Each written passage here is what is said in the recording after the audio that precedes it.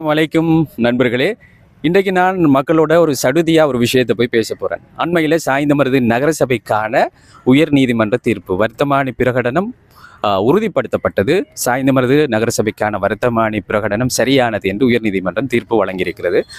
இந்த வேளையிலே சாய்ந்தமருதுக்கான நகரசபை தேர்தல் எப்போதும் நடைபெறலாம் என்று இருக்கின்ற சூழலிலே சாய்ந்தமருது மக்களுடைய எண்ணம், நிலைப்பாடு, அரசியல் கருத்துக்கள், சாய்ந்தமருது மக்கள் எதிர்வருகின்ற நகரசபை தேர்தலிலே யாரை ஆதரிக்க வேண்டும், எந்த கட்சியை ஆதரிக்க வேண்டும், சுயேட்சை குழுக்களா, அரசியல் கட்சிகளா என்று பல்வேறு கருத்துக்களை மக்களிடம் நான் போய் கேட்கப் போகின்றேன். அந்த காணொளி தான் இந்த மக்கள் கருத்தை கேட்கின்ற காணொளி. இந்த காணொளியோடு இணைந்திருங்கள். மக்களின் கருத்துக்கள் எவ்வாறு அமையப் போகிறது என்பதை இப்போது சாய்ந்தமருதிலிருந்து சாய்ந்தமருது மக்களிடம் அவர்களிடத்தில் போய் கேட்டு தெரிந்து கொள்வோமா? உயர்நீதிமன்றத்தால் உறுதிப்படுத்தப்பட்டிருக்கின்ற இந்த நிலையில் சாய்ந்தமருதில் ஒரு நகரசபை தேர்தல் நடைபெற்றால் சாய்ந்தமருது மக்கள் எந்த கட்சியை ஆதரிக்க வேண்டும்? சுயேட்சை குழுவா அல்லது அரசியல் கட்சிகளா? சாய்ந்தமருது மக்களில் ஒரு நீண்டகால போராட்டத்தின் விளைவாக இந்த நகரசபை கிடைக்கப்பட்டிருக்கிறது. அதுவும் இந்த அரசாங்கத்தினுடைய நீதித்துறை சிறப்பாக நடைபெற்றதால தான் கிடைக்கப்பட்டிருக்கிறது. ஆகவே இந்த மக்கள் எல்லாம் ஒன்று சேர்ந்தனா இந்த அரசியலில் ஈடுபடுறாக்கள் ஒரு நல்ல ஒரு புத்திஜீவிகள் எல்லாம் சேர்ந்து சுயேட்சை குழுவாக சேர்ந்தாலும் இவர்கள் என்ன செய்யணும்னா ஆளுங்கட்சியோடு சேர்ந்து ஆளுங்கட்சியில் உள்ளாக்களையும் சுயேட்சை குழுவில் உள்ளாக்களையும் சேர்ந்து ஒரு நல்ல ஒரு முடிவாக தேர்தல் கேட்டார்கள்னா அந்த நகரசபைக்கு மிகவும் உறுதுணையாக இருக்கும். ஏன்னு சொன்னால் இப்போ நாட்டில் அபிவிருத்திகள், அடுத்தது இந்த பல்தேசிய கட்டடங்கள், அந்த நகரசபைக்குரிய கட்டடங்கள், அடுத்தது இந்த நகரத்துக்குரிய அபிவிருத்திகள், அடுத்த வாகன வசதிகள் எல்லாத்தையும் பெறுகின்றனாலும் அந்த சுயேட்சை குழுவில் உள்ளாக்கள் அரசியல் கட்சியோட ஒற்றுமையாக சேர்ந்து இந்த ஊருக்காவண்டி போட்டி போட்டு வெற்றி அடைந்தார்கள் என்றால் இவர்களுக்கு ஒரு நல்ல ஒரு பலன் ஒன்று கிடைக்கும். அப்படி இல்லாவிட்டால் சுயேட்சை குழு சேர்ந்தாலும் அதே போல் திரும்ப அவங்க அரசோட கேட்டுத்தான் எல்லாத்தையும் பெற வேண்டியதாகவும் இருக்கும். இப்போ இந்த களத்தில் இருக்கிறவங்களுக்கு மத்தியில் இந்த தேர்தல் களம், இந்த சட்ட போராட்டம், பல்வேறு அதாவது சாய்ந்தமருடைய இந்த நகரசபை வெற்றி கொள்வதற்கு போராடியவர்களிலே சாய்ந்தமருது நகரசபை தேர்தலிலே வெற்றி பெற்று யார் முதலாவது தவிசாளராக வந்தால் சிறப்பாக இருக்கும்னு நீங்கள் நினைக்கிறீங்க, ஒரு ஓய்வு பெற்ற ஆசிரியர் அடிப்படை? அப்போ இந்த இதில் போட்டி போட்டதில் இப்போ அதில் இந்த பள்ளிவாசலும் நம்மளுக்கு தெரியும், நீண்ட காலமாக போராடிய அதை ஊர் மக்களில் ஒரு போராட்டம். அதில் முக்கியமான கொஞ்சம் பேர் இருந்திருக்கிறார்கள். அதேபோல் இப்போ பழைய அந்த கிராமத்துக்கு இந்த ஊருக்கு டிஎஸ்ஆ இருந்திருக்கார். இப்போ அவரோட தலைமையில் அதேபோல் ஆளுங்கட்சியுடைய தலைமையிலையும் சேர்ந்து இவங்க எல்லாம் போட்டி போட்டு ஒரு நல்ல ஒரு முடிவொன்று எடுத்தால் நம்மளுக்கு ஒரு சாதகமாக இருக்கும். நன்றி. அதான் என் அபிப்பிராயம். அப்போ சாய்ந்தமருதில் முதலாவது நகரசபைக்கு யார் சேமனம் வந்தால் நல்லா இருக்கு? அப்போ அதுக்கு எலெக்ஷனை வச்சு கடைசியாக 6 மெஜாரிட்டி எடுக்காங்களோ அதில் ஒரு படித்த ஒரு வந்தால் நல்லம். ஏன்னா சகல விதத்தை அறிஞ்சு கொள்ளக்கூடியவர், பேசக்கூடியவர், விஷயம் தெரிஞ்சவர் வந்தால் நல்லம்ன்றதை நான் எதிர்பார்க்குறேன்.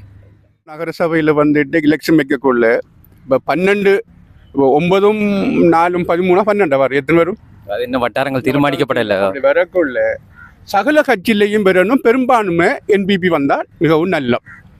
அதான் எங்கிட்ட. ஆனால் மொத்தமாக வரப்படாது, எதிர்கட்சியிலையும் இருக்கணும் மக்கள். அப்போ தட்டி கேட்கக்கூடிய தன்மையாக வந்து அம்பிடும். அப்போ நல்லா இருக்கும், அந்த ஆட்சி நல்லா இருக்கும் என்றதை என் அபிப்பிராயம். ஒரு நகரசபை தேர்தல் நடந்தால் சாய்ந்தமருது மக்கள் எந்த கட்சியை ஆதரிக்கணும்? சுயேட்சை குழுவா, அரசியல் கட்சிகளை? என்னை பொறுத்த வகையில் ஆளுங்கட்சியை ஆதரித்தா எங்களோட தேவைகளை நாங்கள் ஒழுங்குபடுத்தி கொள்ளலாம்னு நாங்கள் மனப்பூர்வமாக நம்புகிறோம். ஏண்டா கடந்த காலங்கள் இருந்தவர்கள் எல்லாம் அவங்களோட சேட்டு பையன் நிரப்பி போனவர்கள் தான் அதிகமாக ஆதரிக்காது. எங்களோட நாட்டுக்கு ஏதோ என்னென்ன தேவையோ அதை செய்ய வேண்டிய ஆளுங்கட்சியோடு நாங்கள் இருக்கும்போது தான் எங்களோட தேவைகளை நாங்கள் பூர்த்தி செய்து கொள்ளலாம். வேறு எதிர்கட்சியில் வாராக்கள் அது அவங்க செய்வாங்கிறத நான் ஊர்ஜிதமாக நம்ப மாட்டேன். ஆளுங்கட்சியில் தான் இருக்கணும். ஒரு சுயேட்சை குழு என்ற ஒரு கதை இருக்கட்டும், அது இன்பம் தான், இல்லைன்னு சொல்லல. இப்போ ஒரு இறைச்சி கடைக்கு ஒரு எதுக்காடு இருக்கிற மாதிரி சுயேட்சையிலையும் சில நேரம் பெறலாம். அவளுங்க எதுக்காட்சியில் இருக்கத்தானே வேணும். ஆனால் இருந்தாலும் ஆளுங்கட்சியை நாங்கள் விரும்புகிறோம் அதிகமாக. சரி, சாய்ந்தமருதில் ஒரு முதலாவது நகரசபையில் யார் ஒரு தவிசாளரை வந்தால் நல்லா இருக்கும்? இதில் ஆறாரெல்லாம் பாடுபாட்டாலோ அவ வந்தா ஓரளவுக்கு நல்லா இருக்கும். உங்களோட கருத்தை சொல்லுங்க. ஆளுங்கட்சியாக்கள் சாய்ந்தமல்ல ஒரு நகரசபை தேர்தல் நடந்தா சுயேட்சை குழு வரணுமா, அரசியல் கட்சிகள் வந்து தேர்தல் கட்டா எது நெல்லம்? நான் எதிர்பார்க்க என்னென்னா, ஆளுங்கட்சியும் சுயேட்சை குழுவும் சேர்ந்து இந்த தேர்தலில் என்பிபியில் போட்டிட்டா கொஞ்சம் நல்லம். இந்த நம்மளோட ஊர் ஒரு பின்தங்கிய நிலையில் இருக்கு. இப்போ தான் நகரசபை கிடச்சிருக்கு. அதை அபிவிருத்தி செய்கிறதுக்கு ஒரு ஆளுங்கட்சின்னா கொஞ்சம் நல்லம் தானே.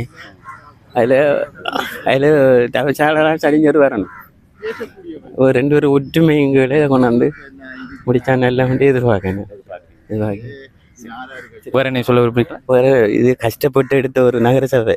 இந்த மக்கள் சாஞ்சிமருது மக்கள் போராடி ரத்தம் என்ன கண்ணீர் படித்து நோம்பு பிடிச்சி அதனோட பல்வேறு போராட்டத்துக்கு மத்தியில் எடுத்து இறைவன் ஒரு நீதிமன்றத்தின் ஊடாக இதை தந்திருக்கான். இறைவனுக்கு தானே நன்றி, முதலாவது நன்றி. சலிங்கருக்கு நன்றி ஊருக்கு. சாய்ந்தமருதுல ஒரு நகரசபை தேர்தல் நடந்தா சாய்ந்தமருது மக்கள் யாரை ஆதரிக்கணும், சுயேட்சை குழுவா அரசியல் கட்சியா? இல்லை, அரசியல் கட்சியை சார்ந்தால் கொஞ்சம் எல்லா வேலை செய்கிறதுக்கும் நல்லா இருக்கும். இப்போ சுவைச்சோண்டா நம்ம அருமை கேட்டு போகணும்.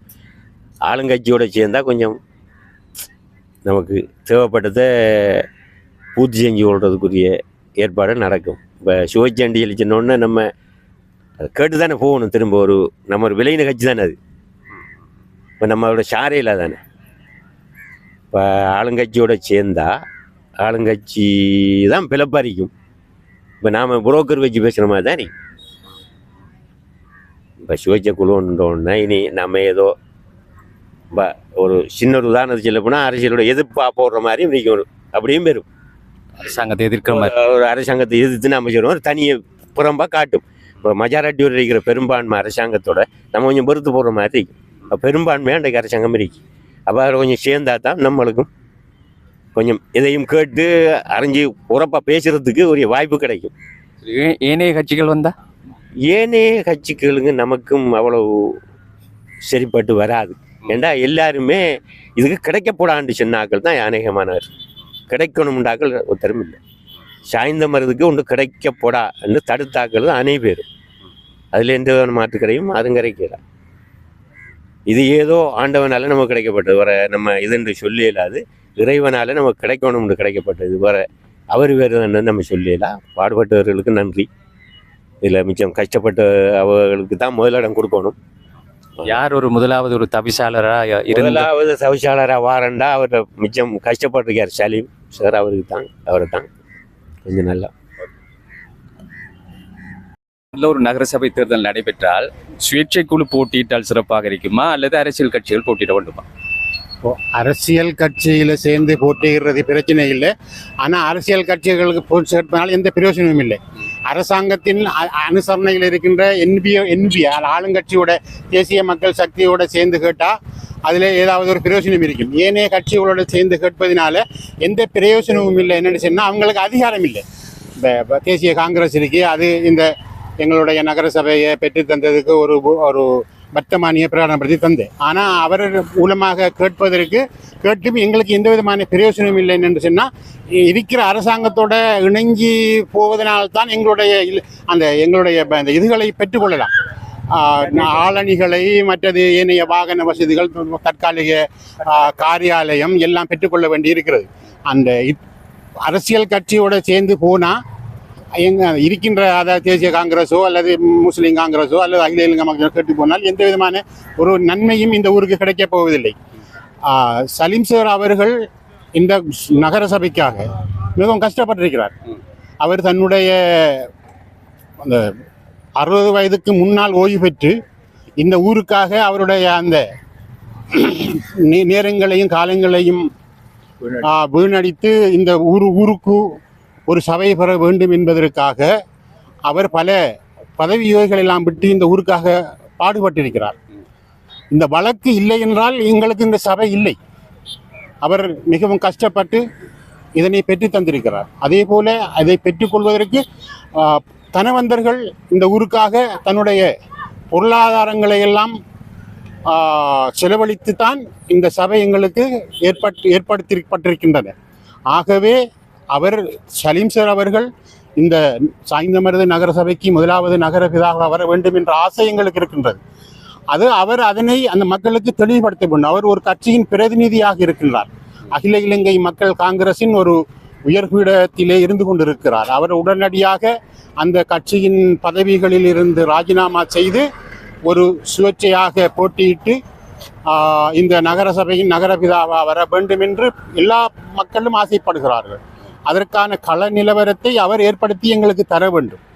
அல்லது இருக்கின்ற தேசிய மக்கள் சக்தி அரசாங்கத்தோடு இந்த சுயேட்சை குழுவும் இருவரும் சேர்ந்து கேட்பதனால் இன்னும் இந்த சபைக்கு பெரும் நன்மைகளை பெற்றுக்கொள்ள முடியும் என்று நான் கருதுகிறேன்.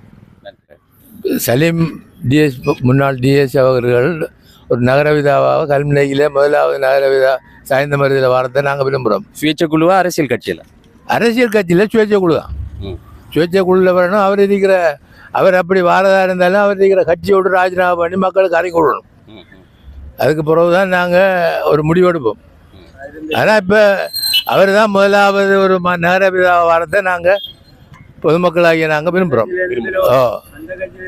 நீங்கள் ஒரு மூத்த அரசியல்வாதி, ஏனைய கட்சிகள் போட்டியிட்டால் ஏற்றுக்கொள்வீர்களா? இல்லை, எந்த கட்சியும் போட்டியிட்டாலும் ஏற்றுக்கொள்ள மாட்டோம். நாங்கள் முழு பேரும் இந்த ஊரை ஏமாத்தினாக்கள் தான். எல்லாரும் ஏமாற்றி போட்டு போனாக்கள் தான். அவர் இருக்கிற கட்சியை சேர்ந்தாக்களும் ஏமாற்றி போட்டு போனாக்கள் தான். அப்போ அதுலேருந்து நாங்கள் ஒரு சுயேட்சை குழுவில் அவர் வாரது தான் நாங்கள் விரும்புகிறோம். இனி எப்படி வரப்போகுதுன்னு சொல்ல தெரியாது. சரி, சாய்ந்த முதல்ல ஒரு எலெக்ஷன் நடந்தா, நகரசபை தேர்தல் நடந்தா, சுயேட்சை குழுவா அரசியல் கட்சிகளா ஊர் மக்கள் யாரை ஆதரிக்க வேண்டும்? அஸ்ஸலாமு அலைக்கும். என்னை பொறுத்த அளவில் ஆளுங்கட்சியோட சேர்ந்து போகிறது தான் நெல்லம்ல என் அபிப்பிராயம் தோன்றுது. எந்த ஆளுங்கட்சியோட சேர்ந்து நம்ம போனால் தான் நம்மளோட சகல வேலையும் நம்ம எடுத்துக்கொள்ளலாம். வேறு சுயேட்சை குழுவோ வேறு கட்சியோட இருந்து போனால் எதையும் நம்ம பெற முடியாது. அதான் எந்த கருத்தாக இருக்கிறது. முதலாவது ஒரு சேர்மன் யார் அது சலீம் வாரத்துக்கு நாங்கள் விரும்புகிறோம். அது சலீம் வந்தால் நல்லா இருக்கும். நீங்கள் பேச விரும்புகிறீங்களா? சரி.